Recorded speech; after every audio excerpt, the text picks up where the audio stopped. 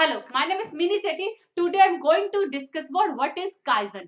Kaizen basically क्या है? Kaizen एक Japanese word है. Kaizen क्या है? Japanese word है जिसका मतलब है change for better. Kaizen का मतलब क्या है? Change for better. Okay? कुछ अच्छा करने के लिए लाया गया बदलाव. क्या है Kaizen? कुछ अच्छा करने के लिए लाया गया बदलाव. सिंपल लैंग्वेज में अगर हम बात करें तो काइजन क्या है? कॉन्टिन्यूस प्रोसेस है. काइजन कोई वन टाइम टास्क नहीं है. काइजन क्या है? कॉन्टिन्यूस प्रोसेस है. हम कंटिन्यूस बेस पे कुछ इंप्रूवमेंट लाते रहते हैं, कुछ चेंजेस लाते रहते हैं ताकि हमें कुछ अच्छा रिजल्ट मिले. काइजन बेसिकली क्या है? कॉन्टिन्यूस बेसिस पे हम कुछ चेंजेस लाते रहते हैं, कॉन्टिन्यूस बेसिस पे हम छोटे छोटे इंप्रूवमेंट लाते रहते हैं ताकि हमें अच्छा रिजल्ट मिले. जैसे मैं आपको एग्जांपल देती हूँ. आप सिंपली फाइलिंग सिस्टम को सुधार कर, फाइलिंग सिस्टम को पहले से अच्छे से अरेंज करके, प्रॉपर ऑर्डर में अरेंज करके, टूल्स को, मशीनरी को, इक्विपमेंट को सही ढंग से अरेंज करके आप अपने प्रोडक्शन को फास्ट प्रोड्यूस कर सकते हैं, जल्दी प्रोड्यूस कर सकते हैं, जिससे आप कस्टमर को टाइमली ऑर्डर फुलफिल कर सकते हैं और जिससे आपके कस्टमर की सेटिस्फेक्शन बढ़ सकती है. इसमें आपने क्या किया? छोटे छोटे चेंजेस लाए फाइलिंग में, टूल में, मशीनरी में, जिससे आपने क्या किया? कस्टमर सेटिस्फेक्शन को बढ़ा दिया प्रोडक्शन को फास्ट प्रोड्यूस करके. तो ये क्या आपका काइजन है. ठीक है, काइजन क्या होता है? इसी तरह के छोटे छोटे चेंज होते हैं, इसी तरह की छोटी छोटी इंप्रूवमेंट होती है जिसे हम कॉन्टिन्यूस बेस पर अपने ऑर्गेनाइजेशन में लाते हैं ताकि हम अच्छे रिजल्ट ले सके. ओके, काइजन जैसे मैंने पहले भी कहा कोई वन टाइम टास्क नहीं है. काइजन क्या है? कॉन्टिन्यूस प्रोसेस है. ओके, जैसे मैं आपको काइजन की कुछ एग्जांपल देती हूँ. जैसे फर्स्ट एग्जांपल की बात करते हैं. पहले क्या आता था?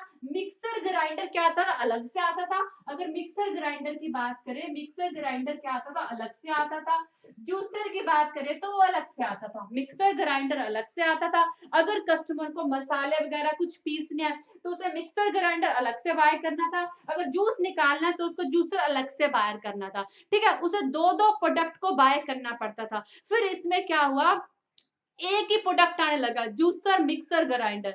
जूसर मिक्सर ग्राइंडर क्या हुआ? एक ही प्रोडक्ट मार्केट में आने लगा जिससे कस्टमर की दोनों नीड सेटिस्फाई हो जाती है. इसमें ये क्या करेगा? मिक्सर ग्राइंडर का भी काम करेगा प्लस जूसर का भी काम करेगा. जूसर मिक्सर ग्राइंडर क्या कर रहा है?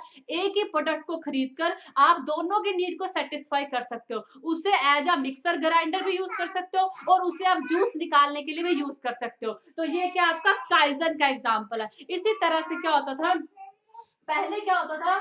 पेंसिल अलग से आती थी और इरेजर अलग से आती थी. और छोटे बच्चों की ये प्रॉब्लम रहती है, वो अपनी इरेजर को हमेशा ही खो देते हैं. उनसे पूछोगे ना तुम्हारी इरेजर कहाँ है? पता नहीं किधर है, पता नहीं पॉकेट में डाली है, कहाँ डाली, उन्हें कुछ नहीं पता. तो मोस्ट ऑफ द टाइम जब इरेजर यूज करने का टाइम आता था तो वो अपनी इरेजर को ही खो देते थे. बच्चों की नहीं प्रॉब्लम को दूर करने के लिए ऐसी पेंसिल आने लगी जिनके पीछे इरेजर लगा हुआ ही आने लग गया. ठीक है, तो ये भी क्या आपका काइजन है. ओके, काइजन बेसिकली क्या होता है? छोटे छोटे इंप्रूवमेंट, छोटे छोटे चेंजेस जो हमें अच्छा रिजल्ट दे. जैसे मैंने यहाँ पे एग्जांपल दिया, पहले मिक्सर ग्राइंडर और जूसर क्या आता था? अलग अलग आता था. कस्टमर को दो प्रोडक्ट अलग अलग खरीदने पड़ते थे. फिर क्या हुआ? जूसर मिक्सर ग्राइंडर आ गया जिसमें दोनों प्रोडक्ट की नीड को आप सेटिस्फाई कर सकते हो. इसी तरह पेंसिल के पीछे इरेजर लगी हुई आने लगी ताकि जो बच्चों की प्रॉब्लम है वो इरेजर को खो देते हैं, उसे कम किया जा सके. ठीक है, तो इसी तरह क्या होता है? काइजन सिर्फ एक ही फील्ड तक इसका लिमिट नहीं है. जो काइजन है उसे हम डिफरेंट डिफरेंट फील्ड में यूज करते हैं.